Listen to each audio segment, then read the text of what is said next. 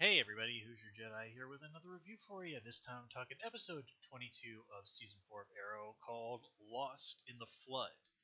Uh, Interesting analogy here, given that the name of the place that Hive is hanging out is Tevat Noah, which, from what the internet tells me, is how you say Noah's Ark in Hebrew. Not exactly subtle, but okay, whatever. So here is our penultimate episode for this season, and while it's a reasonably okay episode, I didn't really get me super crazy pumped for the season finale, which is kind of what episodes like this really need to do to succeed properly. But let's just kind of get some stuff out of the way. So the flashback, yeah, Tiana flat out murders a dude in order to get more power from the idol. Well, I think we've seen for a long time that she's not making it off that island. And it also sounds like Ryder has been expending a lot of that power, mowing his way through people trying to get the idol back. So I have a feeling it might kind of come down to Oliver being kind of caught between the crossfire of those two, trying to duke it out. And wouldn't surprise me if they ended up killing each other. And again, this would open the door to Oliver having to go to Russia to fulfill his promise to Tiana to let her know her parents what happened to her if she didn't survive. And then, of course, that would probably be our flashback situation in season 5.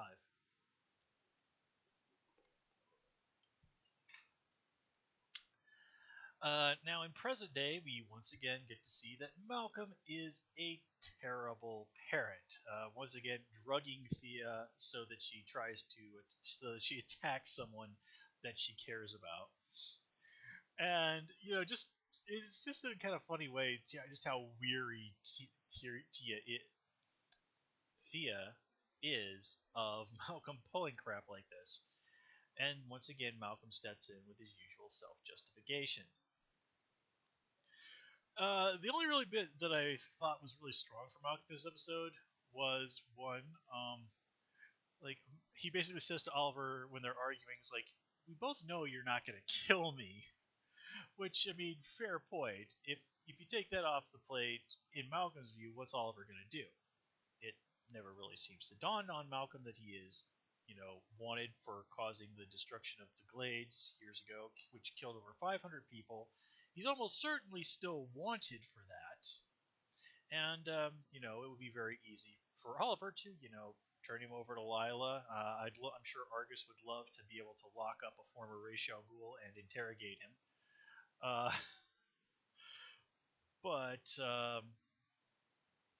really, seriously, why don't they do that? It really doesn't make any sense. But you want to keep John Barrowman around, so that's why he gets to get away with stuff like that. And of course, ultimately in this episode, we get to see Malcolm getting bossed around by Damien and Rive, and by the end of it all, he actually is even getting bossed around by Oliver. Not been a good season for Malcolm. I'm kind of hoping he sort of takes an upswing in season 5, kind of once again becoming a more serious threat. Let's see, what else?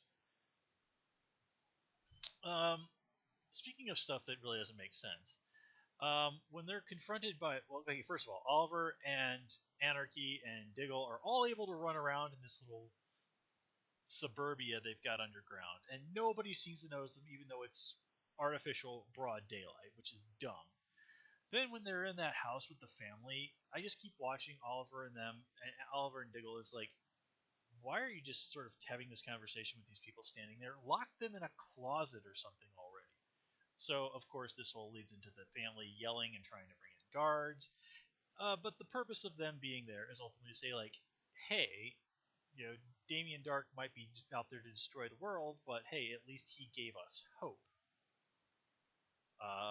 Albeit extraordinarily questionable hope. But people will cling to anything if it gives them some sort of hope, no matter how dark that can be. Anything that might make it seem like the future could be better. I mean, Dark does kind of point out that people are still drawn to the last guy who committed global genocide. And, well, again, you only need to look at real history that politicians and leaders and such can go out there and be real bastards, but as long as people believe that following this person will lead to a better life for themselves, they're willing to go along and put up with damn near anything, which doesn't speak very well of humanity, but there it is. Let's see. What else?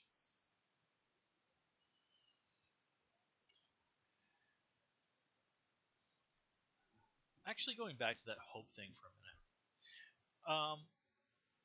They do the family does raise that interesting question: is like, what level of hope has Oliver as the vigilante really done to inspire in people? I mean, yes, he's taken down bad guys, but removing criminals isn't exactly the same as making people believe that the future can be better. Nobody really believes that. Batman doesn't inspire people in Gotham City to really be better, except for a handful of people that he has usually like a personal connection with. The average person on the street in Gotham City doesn't think like, you know, I want to go out there and be a better person because of Batman. I mean, that's kind of Superman's job, really, and Wonder Woman, and a lot of the other DC heroes who are not Batman. The other heroes are much better at inspiring hope in other people. Batman's thing is really more inspire fear in bad people, which is all well and good, but, well, I guess that's one of the reasons why it's probably nicer to live in Metropolis than it is Gotham City. And Oliver really hasn't done that. He hasn't done very much to personally give the people of the city hope. I mean, sure, he stopped a lot of bad guys and stopped a lot of bad stuff from happening, but the bad stuff keeps happening. It seems to even be getting worse and worse. And, how much inspiration can you draw from a guy who, catches criminals, but otherwise does nothing to help? Again, you're taking problems off the board, sure, but that's not really a thing, sort of thing that motivates a person to get out of bed and try and do something with their life each morning. Bringing things down to a little bit more personal level. One, it's kind of cool to see that Cooper come back, Brother Eye.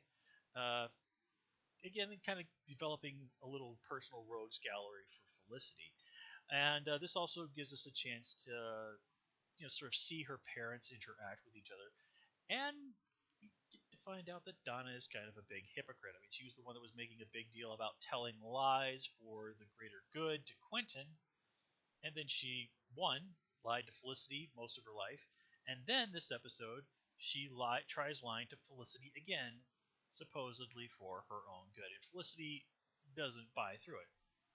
That whole, your father just went away for a little while. She isn't buying that a second time. So, yeah, Donna's kind of a big hypocrite this time around. But,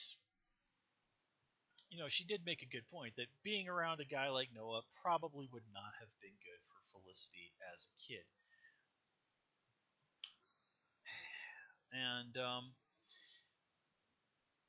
having Noah kind of go off on his own, again, that's a nice way of sort of setting things up so that Felicity as a character has somewhere to go next season.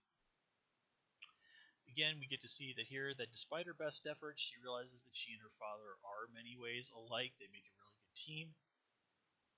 And she does, again, continue to bond with him a little bit.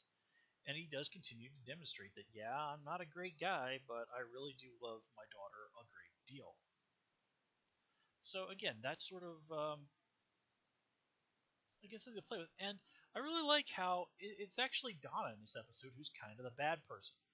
Noah at least owns up to who he is and what he's done. Donna, again, she's lied to Felicity all of her life and then tries continuing to do the same thing. And Felicity, to her credit, really makes it clear that she's not going to tolerate this from her mom. And we kind of continued the whole thing of Anarchy being a creepy dude, especially with that whole thing continuing to call Thea mommy, which is really messed up.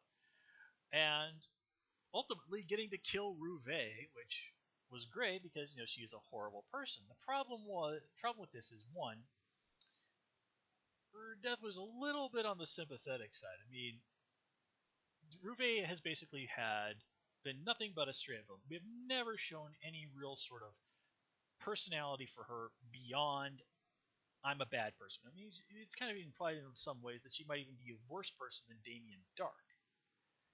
But here, she gets the surprisingly, again, sympathetic is the only word that really jumps to mind.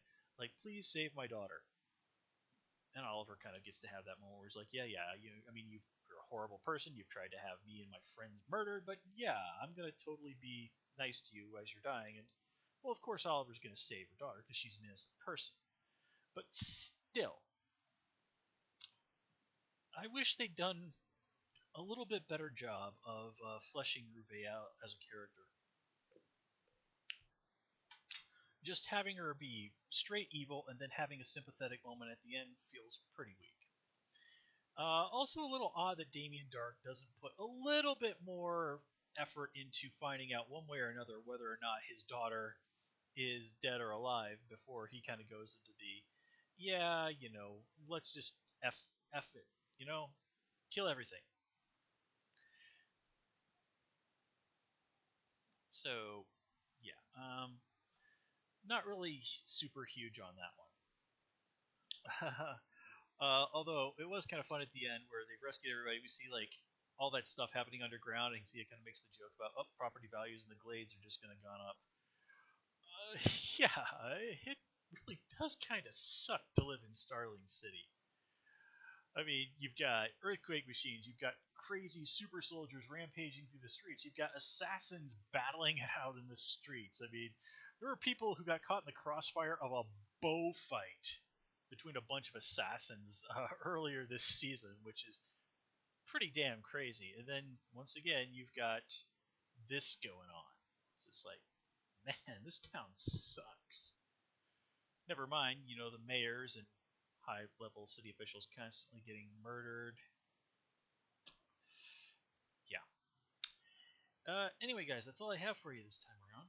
As always, please comment, rate, and subscribe. And of course, you can follow me on Twitter at Hoosier Jedi and join me on Tumblr at Jedi Reviewer.